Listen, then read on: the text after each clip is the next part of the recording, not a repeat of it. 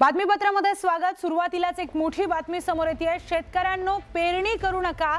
15 जून पर्यंत राज्यात मान्सूनच्या पावसाची शक्यता कमी आहे। मुख्यमंत्री कार्यालयाकडून राज्यातील शेतकऱ्यांना हे आवाहन करण्यात आले।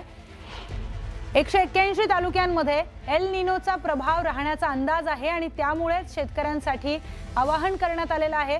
15 जून पर्यंत राज्यामध्ये मान्सूनच्या पावसाची शक्यता कमी आहे। त्यामुळे 15 जून पर्यंत शेतकऱ्यांनी पेरणी करू नका असं मुख्यमंत्री कार्यालयाकडून सांगण्यात आलेलं आहे।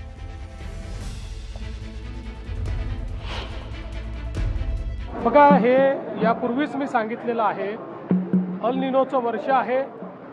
ॲव्हरेज पाऊस जरी 92% असला तरी देखील विशेषतः मराठवाडा, पश्चिम विदर्भाचे काही जिल्हे, उत्तर महाराष्ट्राचे काही जिल्हे आणि आपला अवर्षण प्रवण भाग, या भागामध्ये त्यापेक्षा कमी पाऊस पडण्याची संभावना आहे। आणि म्हणूनच शेतकऱ्यांनाही सातत्याने मी ॲडवायझरी देतो की त्यांनी पेरणी कधी केली पाहिजे, जेणेकरून दुबार पेरणीची वेळ येऊ नये। प्रयत्न आहेत की कमी पावसातही जेवढं जास्तीत जास्त त्या ठिकाणी नुकसान टाळता येईल, जेवढं कमीत कमी नुकसान होईल तेवढं झालं पाहिजे, असा प्रयत्न चालू आहे। यानंतर महत्त्वाची बातमी, मुसळधार पावसामुळे मनमाड शहरातील परिसरात चांगलीच तारांबळ उडाली आहे। परिसरामध्ये कांद्याचं शेड उद्ध्वस्त झालंय, एकाच्या अंगावर भिंत कोसळून मृत्यूही झालाय। त्याचबरोबर मोठ्या प्रमाणामध्ये विजेचे खांब जमीनदोस्त झालेत। पहाटेपर्यंत वीज पुरवठा खंडित झालाय। मान्सून पूर्व पावसाने मनमाड शहरात हाहाकार माजवला। काल सायंकाळी आणि रात्री मुसळधार पावसासोबत वादळी वारा होता। त्याच्यामुळे शहरातील अनेक भागात झाडं पडली, विजेचे खांब पडले आणि अनेक घरांचंही मोठ्या प्रमाणात नुकसान झालं। अंगावर भिंत पडून एकाचा मृत्यू देखील झाला। सर्वात जास्त फटका हा जो आहे तो कांदा चाळ्यांना बसलेला आहे। मी आता उभा एका कांदा चाळीत, आपण बघू शकतो का इथे जो साठवून ठेवलेला कांदा होता हा निर्यात सारखा कांदा आहे। आणि रात्री जेव्हा पाऊस आला तर वादळी वाऱ्यामुळे पूर्ण शेड जो आहे तो कोलमडला आहे, उद्ध्वस्त झालेला आहे आणि त्याच्यात ठेवलेला जो शेकडो क्विंटल कांदा आहे तो खराब झालेला आहे। माझ्यासोबत बोलण्यासाठी हे जे कांदा व्यापारी आहे त्यांच्याकडून जाणून घेऊया कशामुळे आणि किती त्यांचं नुकसान झालं। भाऊ, काय म्हणाल, कशी परिस्थिती होती? काल खूप जोराचं वारं होतं।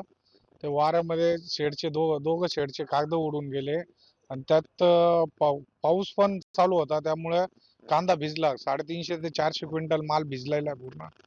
सरासरी 8 ते 10 लाखाचं नुकसान झालंय शेडचं आणि कांद्याचं। मान्सूनचे आगमन तर झालेले आहे, मात्र त्यांनी मोठ्या प्रमाणात तडाखा देखील दिलेला आहे। बाबू शेख, न्यूज 18 मराठी, मनमाड।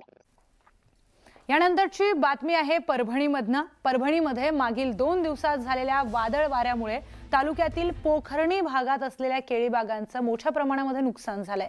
2 ते 3 एकरवरील केळी बाग भुईसपाट झाली आहे। त्यामुळे शेतकरी आर्थिक संकटात सापडलाय। केळीच्या येणाऱ्या पैशांवर वर्षभराच्या खर्चाची तजवीज शेतकऱ्यांनी केली होती।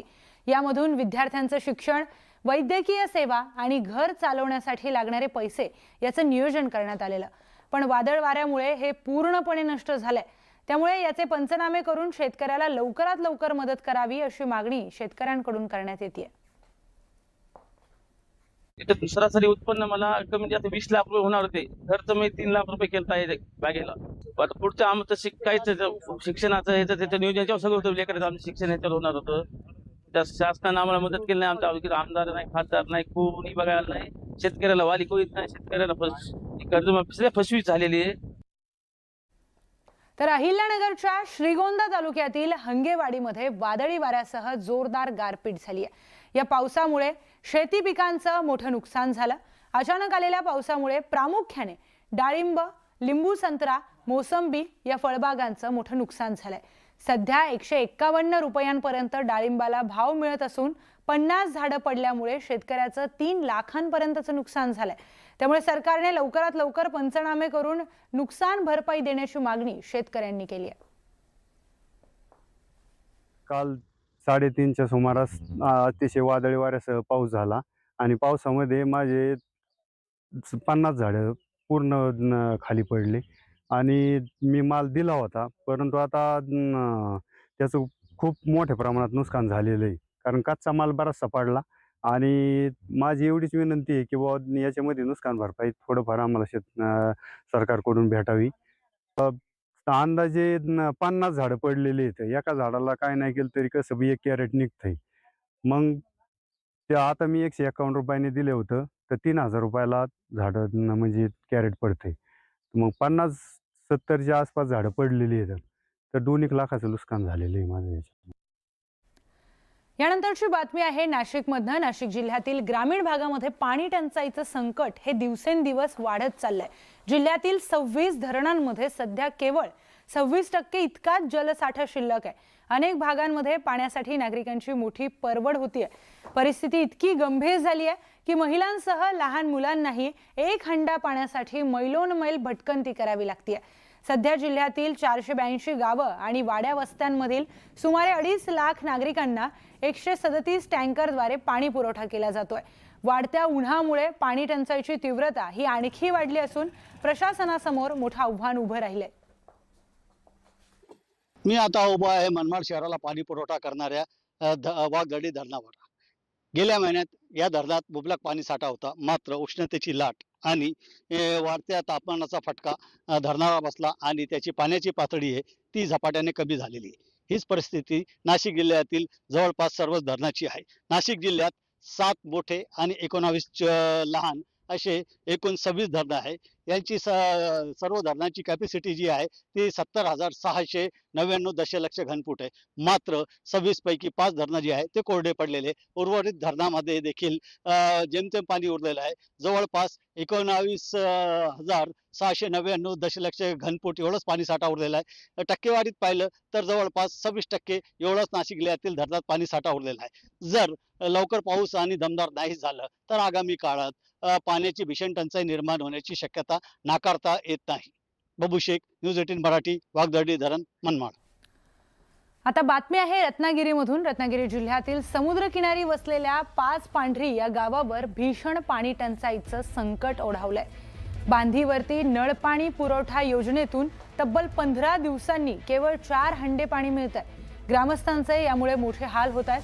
महिलांना दिवस रात्र पाण्यासाठी भटकंती करावी लागतेय. वयोवृद्ध, अपंग आणि लहान मुलांनाही मोठा त्रास सहन करावा लागतोय. एका बाजूला अथांग समुद्र आणि दुसऱ्या बाजूला कोरड्या विहिरी. अशा परिस्थितीमध्ये पाण्याचा प्रत्येक थेंब हा अमूल्य ठरलाय. प्रशासनाने तातडीने उपाययोजना कराव्यात अशी मागणी ग्रामस्थांनी केली आहे.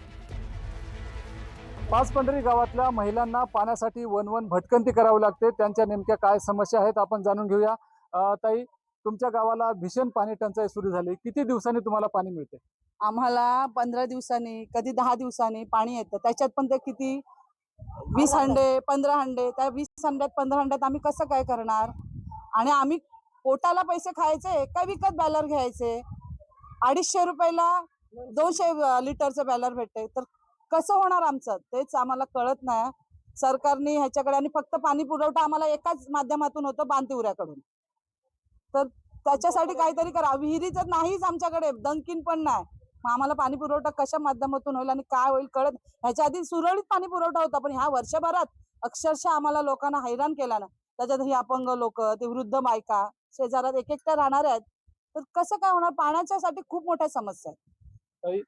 तुम्हाला दिवस रात्र पाण्यासाठी भटकंती करावी लागते. काय तुमची परिस्थिती आहे सध्या? पाणी म्हणजे आमच्या गावातला फक्त 15 दिवस, महिन्यात 2 वेळेला नळ येतात. 15 दिवसांनी. त्याच्यामुळे आम्हाला पाणी विकत घ्यायला लागतं. 500 लिटरचं बॅलर 500 रुपयांनीच घ्यायला लागतं. मग ते 500 रुपये 1000 रुपये आम्ही पाण्यासाठी घालायचे आणि आम्ही पोटपाणी कसं भरायचं हो, असं सांगतो सरकारला. त्याची दक्षता घ्या. आम्ही वनवन करतो पाण्यासाठी आणि आम्हाला पाणी फक्त बांधतिवऱ्याचंच आहे, दुसरा कुठला लाईन नाही आम्हाला पाण्याचे. पाण्यासाठी तुम्हाला काय त्रास सहन करावा लागतो? यापूर्वी कधी त्रास झाला होता का तुम्हाला? नाही ना, आता मग त्रास होते. आम्ही ही लंगडी पांगी माणसं जाणार कुठे? आमच्या विहिरीतलं पाणी नाही, विहिरी नाहीच गावात. आमच्या आम्ही तिवऱ्या बांधाचं पाणी येते, ते पण 15 दिवसांनी येते पाणी. मग हा आम्ही जीवन जगवायचं कसं?